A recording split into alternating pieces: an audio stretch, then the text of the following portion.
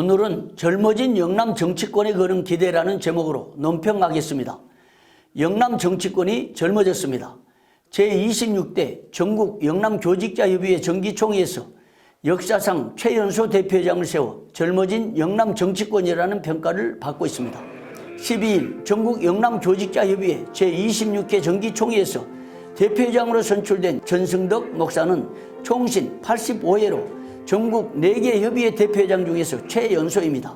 제가 전국 영남교직자협의회 대표회장을 맡게 되었습니다. 믿음 안에서 소망과 사랑으로 한 덩어리 될 수 있는 그런 협의회가 되기를 바라고, 또 넓게는 총회를 위해서, 그리고 적게는 각 교회 섬기는 교회가 부흥되는 일에 있어서 앞장서 섬겨나갈 수 있도록 제가 먼저 노력하고 수고하겠습니다. 아무쪼록 협력해 주시고 좋은 단체 협의회가 되어서 하나님께는 영광이요, 함께하는 우리 목사님들과 모든 장로님들에게는 큰 기쁨과 보람과 소망이 되기를 간곡히 기도하며 추진해 나가도록 노력하겠습니다. 이날 영남 정치권에서 대표회장의 연령대를 낮춘 것은 나름 사정이 있었겠지만 외부나 객관적인 측면에서 볼 때 예사한 일이 아닙니다. 흔들리는 영남 정치권을 재정비하려는 시도가 아니냐라는 전망이 나오고 있습니다. 이번 전국 영남교직자협의회 정기총회는 대구 달성군 소재 아젤리아 호텔에서 코로나19 감염으로 초비상 중에도 전국의 영남 출신 목사 장로들이 200여 명이 몰려들어 성황을 이루었습니다. 이번 모임에서 설교를 맡은 배광식 목사는 영남인이 목회, 영성, 정치 등에서 능숙한 사람이 되자라고 목소리를 높였습니다. 설교에 이어 진행된 특별기도, 축사, 격려사, 환영사 등 순서자가 총 30여 명이 되어 주목을 끌었습니다. 순서를 맡은 분들이 한 말 중에서 공통적인 부분은 영남인들이 단합하자, 영남인이 하나 되자, 영남인의 저력을 보여주자는 취지였습니다. 설교와 메시지를 들은 200여 명의 참석자들은 아멘과 박수 등으로 화답했습니다. 모든 순서자들이 하나같이 총회 정치권에서 영남인의 역할을 강조했습니다. 총회에서 영남 정치권의 영향과 역할을 알기 위해서는 총회 정치사의 한 면을 간략히 살펴볼 필요가 있습니다. 총회의 초기 정치권은 호남 황해도 출신과 영남 평안도 출신 등의 세력이 주도했습니다. 1959년 제44회 총회 이후 박용용 박사를 지원하면서 장로교 정치와 개혁신학을 사수한다는 명목으로 황해도와 호남의 인사들이 총회 정치를 주도했습니다. 당시 호남의 정교 목사를 중심으로 황해도 박찬목 목사, 이완수 목사 등이 연대했고 영남의 노진현 목사, 이성은 목사까지 품고 전국 구도의 정치권을 형성했습니다. 그러다 1971년 총신대 매각 사태가 불거진 것을 계기로 총회 정치 지형이 뒤바뀌었습니다. 늘 비주류로 있던 평안도의 김윤창 목사와 영남의 이영수 목사 계열이 정치권의 주류 자리를 차지했고 황해도와 호남이 비주류가 되었습니다.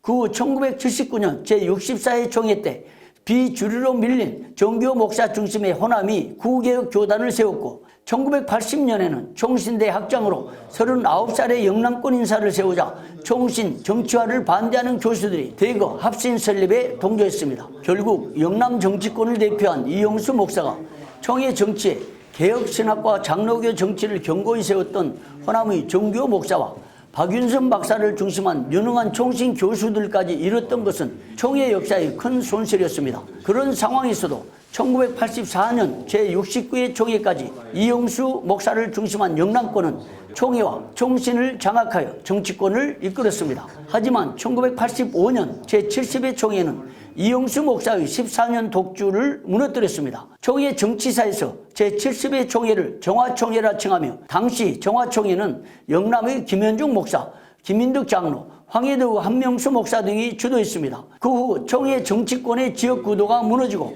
정치권 사이드에서 영향을 끼쳤던 교경역, 정치권 전면에 나선 영목회 등의 구도로 이어지더니 제비뽑기 제도로 인해 검증되지 않은 인사들이 대거 정치권에 진출한 것이 정치 지형과 구도가 무너진 계기가 된 것입니다. 총회 정치권에서 제비뽑기 중에서도 엄격히 질서를 지키고 후진을 양성하면서 철저한 검증 시스템을 갖췄더라면 교단 정치권의 약점과 폐해를 막았을 것이라는 아쉬움도 남겼습니다. 그런 정치권의 약점과 한계가 고스란히 드러나 가장 큰 타격을 받은 것이 영남 정치권입니다. 가령 총회의 각종 불미스러운 사건에 휘말렸던 제88회 임모 총회장, 제94회 서모 총회장, 제97회 정모 총회장, 제100회 박모 총회장 등은 건덕상의 불미스러운 영향으로 영남 정치권의 기력을 소진하게 했다는 평가를 받고 있는 것이 그 대표적인 사례입니다. 더욱이 호남이 제99회 백모 총회장과 제100회 총회장을 등에 업고 총회와 본부,